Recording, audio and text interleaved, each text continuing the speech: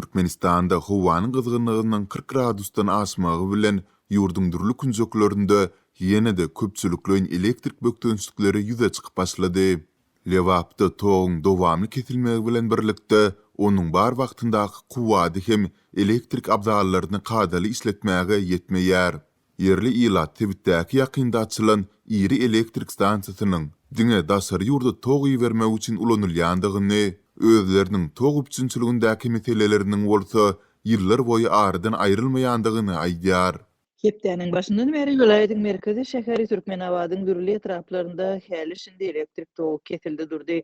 Jaýlardaky transformatorlaryň aglaby köplügi entek Sowetler döwründen galan 40 ýyllyk abzallar. Bularyň ulanyş möhleti mundan 10 ýyl ozal tamamlandy. Olardaky predохранительлерин, goraýjylaryň ornuna adaty sim goýulýar. Olam sehel artan agrama çydaman ereýär. Diýip bu ýagdaýlary ýakyndan izlerleýän Türkmenabatly ýaşaýjylaryň biri 7-nji iýunda habarçymyza gurrun berdi. Yerli ýaşaýjylar toň kesilen mahaly yerli elektrik edarasyna ýüz tutulanda bular ýaly hadisalaryň artmagy sebäpli ustalaryň bir näçe saatdan soň gelýändigini aýdýarlar. Ustalar hem özlerinin degişli ätiýaçlyk şeýleri bilen öpçün edilmeýänligini aýdyp, öz ýanyndan ilki çykalga hödürleýärler. Ya çemgelen abzallar arkaly tok wagtlaýyn ýola goýulmaly ýa-da ustanyň näresmi tölegiň hasabyna hödürleýän abzalyny satyn alyp meseleni ygtybarly çözmeli. Ýaşaýjylaryň arasynda pul töläp ustanyň ikinji şertine razy bolduk. Diýip bu wakalary başdan geçiren ýaşaýjy gurrun berdi. Söhbetdeşlerimiziň hupsuzlygy jahtynden olaryň şahsiýetini aýan edip biljek jikmejikler, anyk adam we yer atlary äşgär edilmeýär. Ýurdun Gündoğur vilayatynyň merkezi şäherindäki tok bökdönçlikleri barada Türkmenabadyň häkimliginden we elektrik edaralaryndan maglumat almak başartmady. Ýöne anonimlik şertinde söhbetdeş bolan yerli hünärmeniň sözlerine görä, howanyň aşy gyzmagy bilen ilatyň elektrik abdallaryny, sol sanda howa sowadyjylaryny köpçüliklerin işletmegi şäheriň elektrik ulgamyna basyşy güýçlendirýär. Bu hem Tebitdäki eýýäm könüllüsün elektrik enzamlarynyň sandan çykmagyna getirýär. Bu aralykda Türkmenabadyň elektrik üçinçiligi bary bolan Tebitlerinde hem toň kuwady enzamlary kadaly işletmäge ýetmeýär. Tok bolsa da kondisionerleri işletmek asla mümkin däl. Sowadyjylar hem azyklary terligine taklap bilmeýär. Käbir guruby çatýan hojalyklar 3000-4000 manat aralygynda çykdaç edip ýörüýte tok sazlaýjy abzaly satyn alýarlar. Bu meniň dogululygyna 2 aýlyk zähmet hakym bolýar. Diýip habarçymyzyň söhbetdeşi nyktady. Yerli ilat tumus paslynda ýylyň ýylyna gaýtalanýan tok bökdönçlikleriniň arasynda Türkmenabadyň eteginde mundan 2 ýyl çemeti ozal açylan iri elektrik stansiýasynda öndürilen toň diňe daşary ýurda eksport etmek üçin ulanylýandygyny aýdýar. 2021-nji ýylyň sentýabrynda Çärçöw etrafynda 3 tane uly gaz turbinadan ibaret Yapon we Türk kompaniýalary tarapyndan gurulan kuwady 432 megawata barabar bolan elektrik stansiýasy açylypdy. Ýöne elektrik hünärmeni bu detkada öndürilen toň Özbekistana we Owganistana eksport edilýändigini, Lewapa bolsa esasan mardan uzap gaýdan tok timleri arkaly elektrik energiýasynyň iberilýändigini aýtdy. Türkmen hökümetiniň maslahatlarynda adatça ýurdun öz ýylatynyň ençimi ýyllardan bäri kösenýän tok ýetmezçiligi barada kelam agyt söz aýdylman. Munyň deregine ýurtda öndürilýän elektrik energiýasynyň daşary ýurtlara eksportyny artdyrmak barada gurrun edilýär. Türkmenistan özüniň elektrik energiýasyny Owganistana, Irana, Özbekistana we Kyrgyzstana eksport edýär. Geçen ýylyň sentýabrynda mälim edilen seyrek sanlara görä, ýurtda kuwatlygy 6943,2 megawata deň bolan jemi 12 tane elektrik stansiýasy bolup, olarda 51 tane turbina detkasy bar. Bularyň 39 tanysy gaz turbinadyr we 12 tane buğ turbinadyr. Türkmenistanyň elektrik eksporty geçen ýyl 2021-nji ýyl bilen deňeşdirilende 30% ýokarlanypdyr. Bu barada ýarym resmi Biznes Türkmenistan nesiri Halkara Energetika Agentliginiň elektrik energiýa bazary 2023 atly hasabatyna salgylanyp habar berýär. 2021-nji ýylyň awgust aýynda Kyrgyzstana elektrik eksportyny ýola goýan Türkmenistan 2020-nji ýylyň 1-nji ýarymynda Onun üçünçülüğünü 1,7 terawatt taýda çelini arttırdy diýip hasabatda aýdylýar. Türkmenistan bilen Özbekistan 2020-nji ýylyň oktyabr aýynda elektrik üçünçülüğünü ýylda 4 terawatt taýda çelini arttyrmak ilalasygyna geldi. Energiýa resurslaryna baý Türkmenistanda ýurdun ýylaty elektrik energiýasynyň gadaty üçünçülügindäki problemalary bilen ýyllar boýy ýüzbe-ýüz bolup gelýär. Bu kynçylyklar Tomsun asy ysy we gysyň aýazy sowuk günlerinde ýylata hasta yaramaz täsir etirýär. Howa maglumaty boýunça resmi we halkara hasabatlarynda bu günler Türkmenistanyň durly künjeklerinde howanyň gyzgynlygynyň 40 gradusdan hem geçýändigini siňlasa bolýar. Howa şertlerine gözegçiligi diýen Mete Jurnal internet neseriniň maglumatyna görä, Türkmenistanda soňky ýyllarda ýyllaryň asy ysy gelmegi ýygdamlaşýar. Nesrin geçen ýylky hasabatynda belleýsi ýaly 100-135 ýyl aralygyndaky iň ysy ýyllaryň köpüsi soňky bir näçe ýyla düşýär.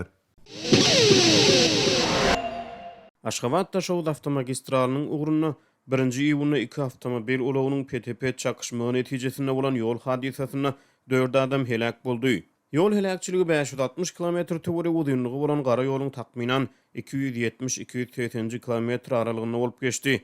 Ýol hadisasyna uçuran ýeňil awtolawlaryň biri hususy taksi bolup wakada her ulagdan bir sürüji we bir ýolagçy helak boldy. Helak bolan ýolagçylaryň arasynda bir aýal we 13 ýaşly bir çagy hem bar diýip Azatlyk radiosynyň wakadan habarly çeşmesi 7-nji ýylyna maglumat berdi. Ýol hadisasy penşenbe güni giýjelen sagat 5:30 töwereklerine bolup geçýär. Waka barada başga jekmi-jeklik ýok ýöne sürüjiler avtomagistralyň sanynyň çykan halynyň ýoldaky çukunaklaryň köçe ýol hadisalaryna sebäp bolýanyny aýdýarlar. Awtomobil ýolunyň ýagdaýynyň erbet bolmagy ýol hadisasyna sebäp boldy. Aşgabat Daşowut avtomagistralynyň diňe bir tarapy ulaglary hyzmat etmäge yaramly. Ýoluň beýleki ýarysy hatardan çykypdyr. Ýolda tas her bir metrden çukurlar peýda bolupdyr diýip sürüjiler aýdýarlar. Azatlyk radiosynyň ýagdaýdan habarly çeşmesi ýolda emele gelen çukurlary ýamamak üçin ýol guruluşyk edaralaryna 2019-njy ýyldan bäri hiç ýyl asfalt ýa-da başga ýol guruluşyk harytlarynyň berilmändigini aýdýar. Aşgabat Daşowut avtomagistral 2000-nji ýyllaryň başlaryna ulanmaga berildi. Şonda ýoluň bir tarapynyň guruluşy tamamlanypdy, beýleki tarapynyň guruluşy ýarym galdy. Häzir hem ýoluň diňe bir tarapy halka hyzmat edýär diýip bir sürüji Azatlyk radiosynyň habarçysyna gurrun berdi. Türkmen hökümeti gara ýoluň ikinji tarapynyň guruluşyny tamamlamagy howlukmady. Azatlyk radiosynyň çeşmelerine görä Türkmenistanyň ikinji prezidenti Gurbanguly Berdimuhammedowyň ýurdu dolandyran ýyllaryna bu ýoluň ikinji tarapynyň guruluşyny tamamlamak üçin serişde bölünip berilmändir. Aşgabat Daşowut magistralynyň üstü bilen üstaşyr ýüklewler hem gatnaýar. Sürüjiler magistralyň ugruna tasheray diýen ýaly helakçylykly ýol hadisalarynyň hasaby alynýanyny aýdýarlar. Ýüklew we taksi sürüjileri guruluşy dolu tamamlamadyk ýolda öz janlarynyň elmidan muhub hasyna galýanyny tewekkelçilik edip bu ýolda gatnamagy mejbur bolýanlyklaryny aýdýarlar. Awtolaw sürüjileri hökümetden Aşgabat Daşowut gara ýolunu awatlamagy, ýoluň ikinji tarapynyň guruluşyny tamamlamagy talap edýärler. Türkmenistanyň 5 vilayaty Türkmenawat, Aşgabat, Türkgömüş, Aşgabat we Daşowut, Aşgabat gara ýollary arkaly ýurdun paýtagyna seplenýär. Demirgazyk septilen paýtagyň arasyna avtomagistral Garagum çölüni kesip geçer. Türkmenistanyň içeri işler ministrligi ýurdun çägine hata barnyan ýol hadisalary barada halka hasabat bermeýär. Diň Azatlyk radiosynyň habarçylary 2023-nji ýylyň ýanwarynyň bäri ýurdun durly sebäplerine adyndan 24 adamyň ýol hadisalaryny helak bolanyny habar berdi.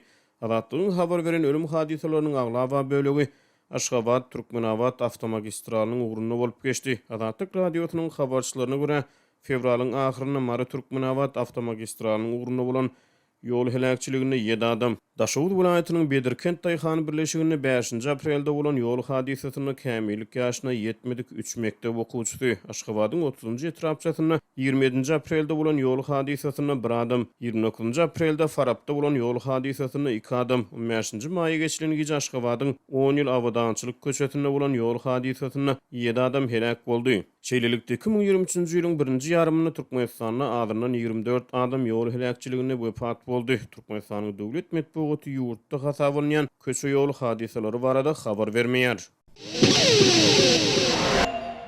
Türkiýanyň deportasiýa merkezinde saklanýan türkmen migrantlary ýene-de batyşa teze bar boldular.